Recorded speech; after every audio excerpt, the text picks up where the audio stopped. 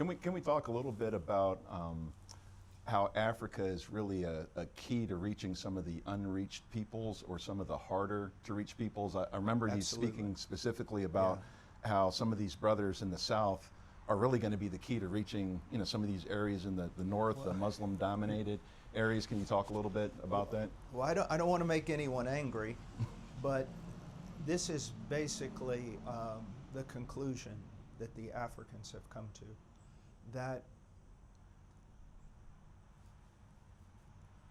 outside of Africa in many places, they do not have the wherewithal, the toughness, or the devotion of Scripture to take the gospel into the most difficult places in the world.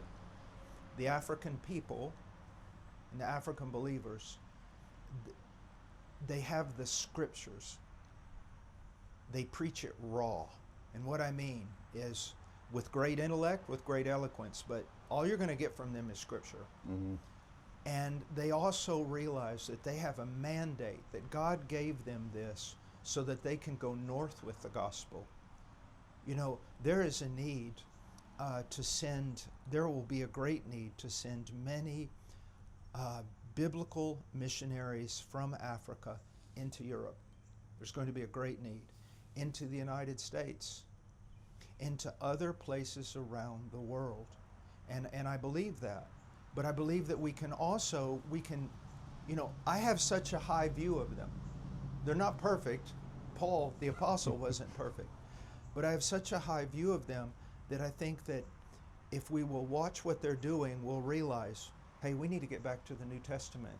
Right, back to basics. Get back to the basics. Mm-hmm. And I do believe that there is a missionary movement, because from Zambia, but not just Zambia, there's many other countries now in Africa where you have these sound preachers with sound theology going forward, basically taking the kingdom by force and then preaching it with all their might. And I think that it's going to have an impact on the entire world.